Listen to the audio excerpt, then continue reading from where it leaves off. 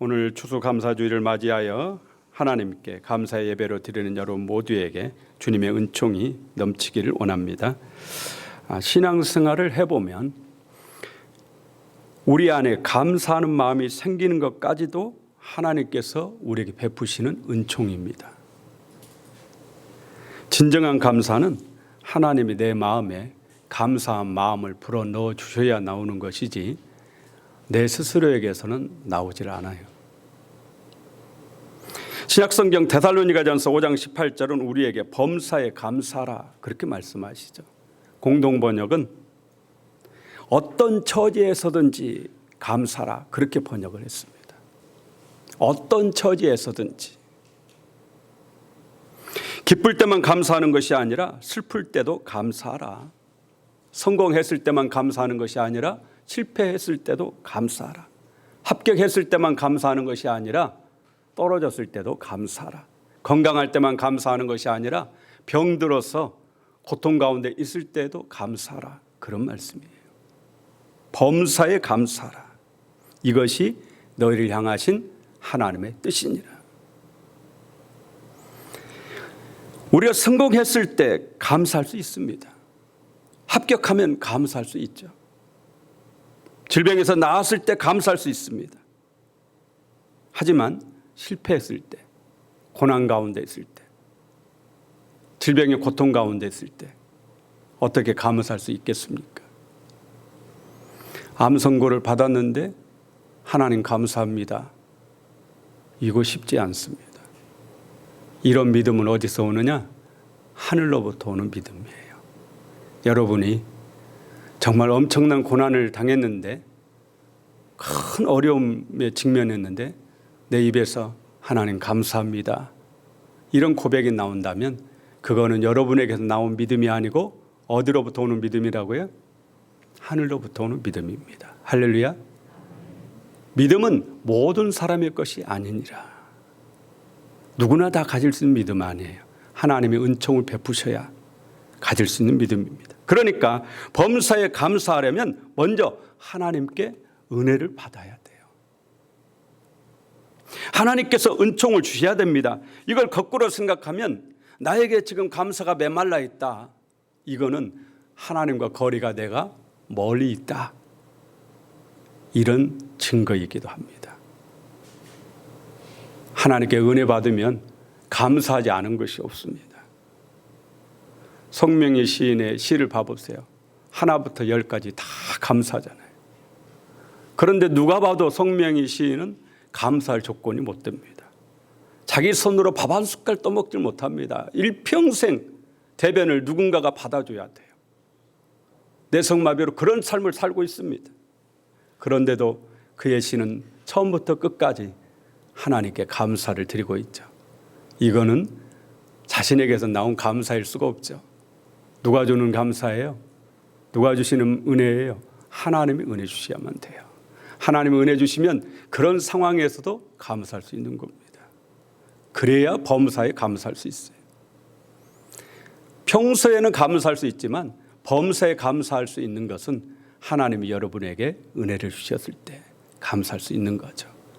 오늘 예배드린 여러분에게 하나님의 은혜가 충만하셔서 여러분의 모든 근심과 걱정과 염려가 다 사라지고 감사만이 충만하시길 바랍니다. 오늘 읽은 역대상 16장 말씀은 다윗 왕이 오베데돔의 집에서 하나님의 법궤를 자신이 살고 있는 예루살렘으로 모셔온 후에 하나님께 감사의 찬양을 부르는 겁니다. 엘리 제사장 때 이스라엘과 블레셋과 전투가 있었습니다. 그런데 이스라엘이 전쟁에 졌습니다. 이스라엘 사람들이 생각하기를 이거는 하나님이 우리와 함께 하시지 않기 때문이다. 하나님의 법궤를 모셔오면 우리가 승리할 수 있다. 그래서 하나님의 법궤를 전쟁터로 들고 옵니다. 엘리의 두 아들 홈리와 비나스가 들고 오죠. 그런데 이기기는커녕 완전히 참패를 당했습니다. 법궤도 빼앗겨 버렸어요. 이 얘기를 듣고 엘리 제사장이 뒤로 넘어져서 목이 부러져 죽습니다. 홈리와 비나스 전쟁터에 그 자리에서 죽습니다. 이미 다 하나님께서 예언하신 거죠. 말씀하셨던 일이죠. 법궤를 빼앗은 이 블레셋 사람들이 이 법궤를 자신들이 섬기는 다곤의 신전, 그 다곤신 옆에다가 법궤를 놓아뒀어요. 그런데 아침에 가서 보니까 다곤신이 넙죽 엎드려서 법궤 앞에 넙죽 엎드려 절을 하고 있는 거예요. 아, 뭐 이런 일도 다 있지? 그러고 다시 다곤신을 세워놨어. 그리고 다음날 가서 보니까 또 엎드려져 절을 하고 있는데 목은 부러져서 나가버리고 팔도 나가버리고 몸뚱아리만 남아있어요. 그러면서부터 그 법궤가 있는 아스돗이라는 지역에 이 악한 종기 전염병이 번지기 시작하는데 무수한 사람들이 죽어가기 시작하는 겁니다. 블레셋 사람들이 너무 두려워서 이거 도저히 안 된다. 빨리 하나님 법궤를 보내야 된다. 그래서 수레에 실어서 법궤를 벳세메스, 이스라엘 땅 벳세메스로 보내잖아요. 그리고 아비나답의 집에서 이 법궤가 20년 동안 머물게 됩니다.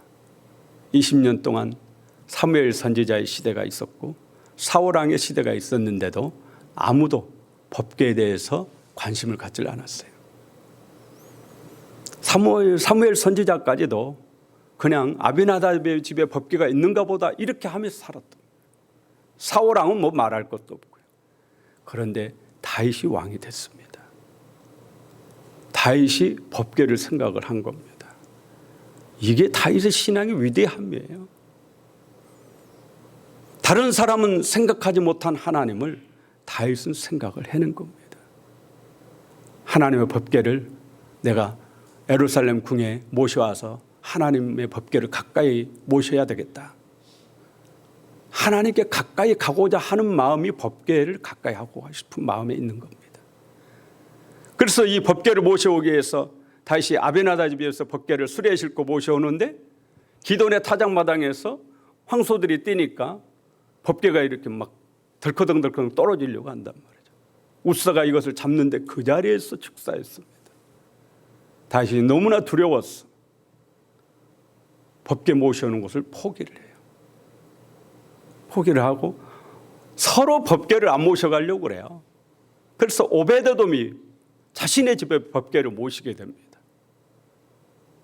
놀라운 것은 오베데돔 집에 석 달밖에 법궤가 계시지 않았는데 얼마나 하나님의 복을 쏟아부어 주시는지 오베데돔이 복을 받았다는 소문이 궁궐에까지 들어갔어요. 다윗은 다른 건 몰라도 신앙에 욕심 있는 사람이에요. 우리가 세상 욕심은 버려야 되고 신앙의 거룩한 욕심은 가지셔야 됩니다.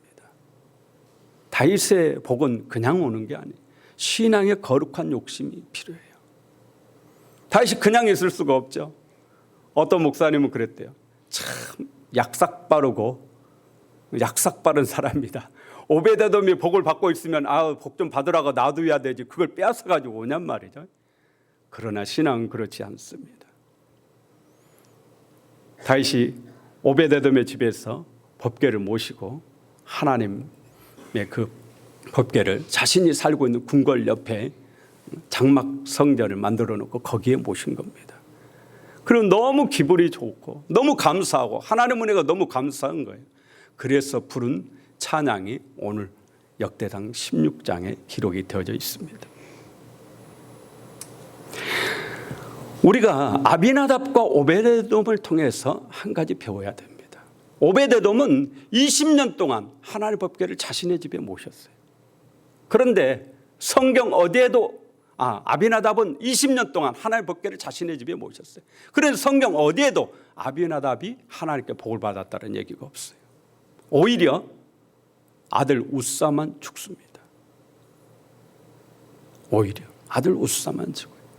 그런데 오베데돔은 석 달을 모셨는데도 엄청난 복을 받아가지고 온 이스라엘의 소문이 쫙 났답니다.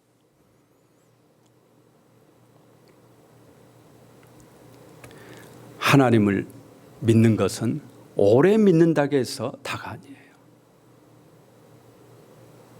얼마나 진실된 마음으로 믿느냐가 중요하다라는 얘기입니다. 70년을 교회 다녀도 진정한 신앙이 아니라면 그건 아직 신앙의 출발을 하지 않은 것입니다. 오늘 이 자리에서 예수 믿어도 성령 받고 주님을 바라보고 걸음을 떼면 그분은 신앙의 놀라운 출발을 하게 되는 거죠. 얼마나 진실된 마음이냐, 얼마나 오래 믿었느냐, 우리 집안이 몇 대 집안이냐, 우리 아버지가 누구냐, 이거 중요하지 않습니다. 여러분의 마음이 하나님 앞에 얼마나 진실되냐, 이것이 중요한 겁니다. 얼마나 진실되냐. 구약 인물 중 다윗만큼 하나님을 사랑하고 다윗만큼 하나님을 기뻐했던 인물도 없을 겁니다. 다윗은 양을 치던 목동이었습니다. 그런데 하나님께서 왕으로 세워주셨어요. 다윗은 이 하나님 은혜를 일평생 잊지를 않습니다. 대부분 속담이 있죠. 개구리 무슨 생각 못한다고요? 올챙이 생각 못한다. 이게 일반적인 사람이에요. 다윗이 위대한 것은 올챙이 쪽 생각을 한 겁니다. 평생을 세상에 나 같은 것을 왕으로 세우신 하나님께 늘 감사하며 자기 자신을 잃지 않은 거예요. 자기가 어떤 사람이라는 것을, 자기 자신이 목동 출신이라는 것을, 별 볼 일 없는 출신이라는 것을 이걸 잊지 않고 평생을 겸손하게 살려고 하나님 앞에. 그런데 대부분 사람은 올라가면 옛날을 잊어버리고 아주 마음이 우쭐하고 교만해지고 거만해지고 그랬잖아요.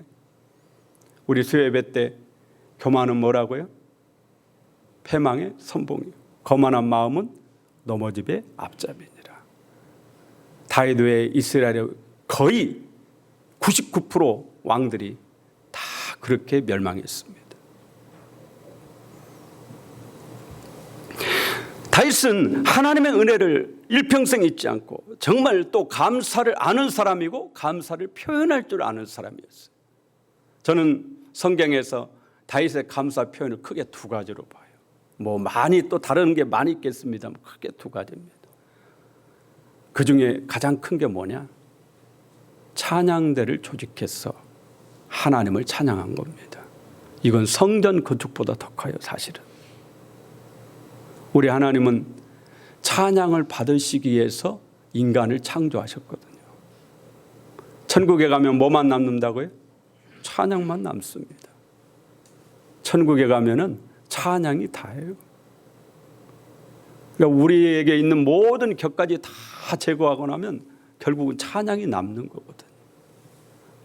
다윗은 자신도 양을 칠 때도 수금을 타면서 찬양을 하나님께 많이 드렸던 사람이에요. 그런데 자기 혼자만 찬양하는 게 아니고 찬양대를 조직을 했습니다. 이 찬양대 대장이 헤만과 아삽과 여두둔이에요. 그리고 찬양대 대원이 288명이에요. 288명의 찬양대 대원을 통해서 하나님께 늘 찬양을 드리도록 그렇게 한 겁니다. 그 다시 오늘 우리에게 8절에 말씀합니다. 너희는 여호와께 감사하며 그의 이름을 불러 아뢰며 그가 행하신 일을 만민 중에 알릴지어다. 다윗은 혼자 찬양하지 않고 함께 찬양하기를 기뻐했습니다. 혼자 감사하지 않고 함께 하나님께 기뻐하기를 원했습니다. 그래서 8절에 너희는 여호와께 감사하며 여호와가 행하신 일을 만민 중에 알릴지어다. 혼자만 하나님 기뻐하지 말고 다른 사람에게도 알려서 함께 기뻐하라. 혼자만 찬양하지 말고 다른 사람에게도 알려서 함께 찬양하자. 이런 의미예요. 혼자만 감사하지 말고 다른 사람도 알려서 함께 감사하자. 9절에 그에게 노래하며 그를 찬양하고 그의 모든 기사를 전할지어다. 하나님을 전하라는 거예요. 하나님이 하신 일을 전파하라는 겁니다. 오늘 우리로 말하면 예수님의 십자가의 죽으심과 부활을 전파하라는 거죠. 복음을 전파하라, 그런 뜻이에요. 11절에 여호와와 그의 능력을 구할지어다. 항상 그의 얼굴을 찾을지어다. 다윗 자신의 신앙 고백입니다. 다윗 자신이 늘 하나님의 능력을 구했죠. 여러분도 괜히 세상에서 쓸데없는 능력 구하지 마시고 하나님의 능력을 구하시길 바랍니다. 우리 하나님의 능력을 구합시다. 그리고 하나님의 얼굴을 찾을지어다. 하나님 뵙는 것을, 다윗이 법궤를 모셔오는 이유가 거기에 있는 겁니다. 하나님의 얼굴을 늘 뵙고 싶은 거죠. 법궤 위에 쉬운 자의 하나님의 임재가 그곳에 있으니까 하나님을 늘 뵙고 싶다. 하나님의 얼굴을 늘 뵙는, 기도로서 늘 하나님의 얼굴을 뵙는 그 결과 하나님이 다윗에게 엄청난 복을 주시죠. 두 번째, 다윗의 감사의 표현은 성전 건축으로 나타납니다. 성전을 건축해서 하나님께 바치고자 하는 꿈을 가졌어요. 물론 이 꿈은 하나님이 솔로몬에게 허락하셔서 다윗이 성전 건축을 하질 못합니다. 하지만 다윗은 죽기 전에 성전 건축에 들어가는 거의 대부분의 물자들을 본인이 다 준비를 해놓고 죽습니다. 아들 솔로몬이 성전만 건축하면 될 만큼의 모든 물자를 다 준비해놓고 죽어요. 하나님이 허락하시지 않으셨기 때문에 건축을 못한 것뿐이지 준비를 다 해놓고 죽습니다. 네, 여러분 성경을 읽어보세요.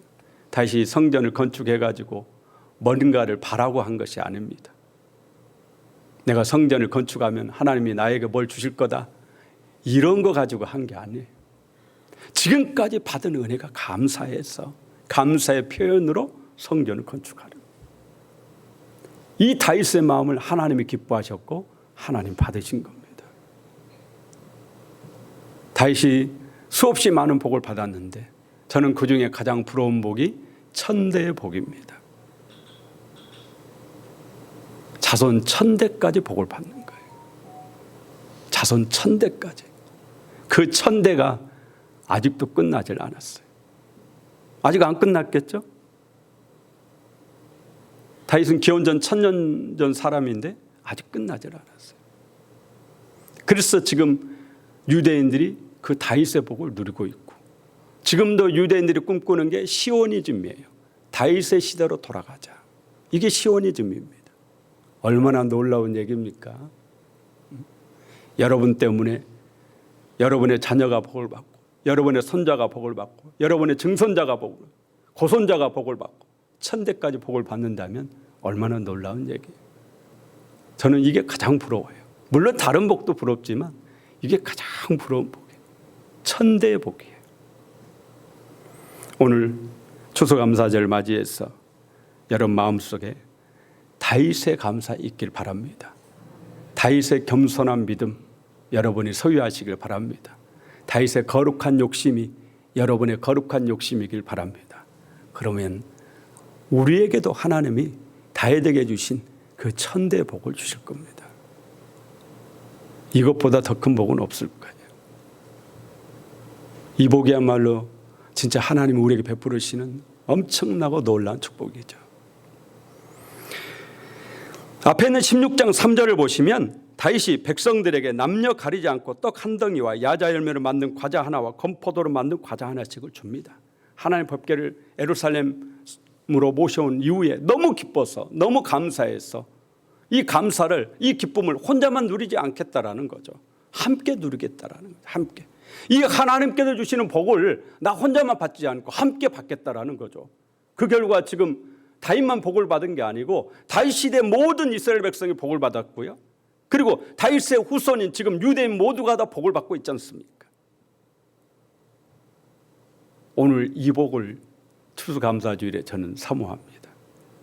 저만 복을 받는 게 아니고 여러분도 복을 받고 여러분 자녀도 복을 받고 모두가 다 하나님께 은혜와 복을 받고, 나만 감사하는 게 아니고 여러분도 감사하고 여러분 자녀도 감사하고 여러분의 이웃도 감사하고 그런 삶을 사는 복을 받기를 원합니다. 다윗은 그런 의미에서 백성들에게 떡을, 과자를, 야자 열매로 만든, 건포도를 만든 이 과자를 나눠준 겁니다. 그래서 저도 설교를 준비하다가, 원래는 떡만 준비를 했는데 설교를 준비를 하다가 부랴부랴 전사님들 모시고 가서 우리 최수정 집사님한테 가가지고 그냥 과일을 싹 털어가지고 왔어요. 다 털어가지고 여기다 준비를 해놨어요. 그래서 과일이 크고 작고 합니다. 크든지 작든지 맛이 있든지 없든지 이건 사실 중요한 게 아니에요. 여러분들이 그래서 밖에서 안 나눠드리고 앞으로 나와서 받으시라고 하려고 그래요. 여러분들이 과일을 받으러 나오실 때 여러분의 마음이 다윗처럼 하나님께 가까이 나오시길 바라고, 여러분들이 이것을 먹을 때 여러분 마음속에 다윗의 그 감사가 느껴지시길 바라고, 여러분에게 다윗의 믿음이 회복되어지길 바라고, 그러므로 인해서 여러분만 은혜와 복을 받는 게 아니고 여러분 때문에 여러분 자녀가 잘 되는 그런 복이 있기를 예수 이름으로 축원합니다.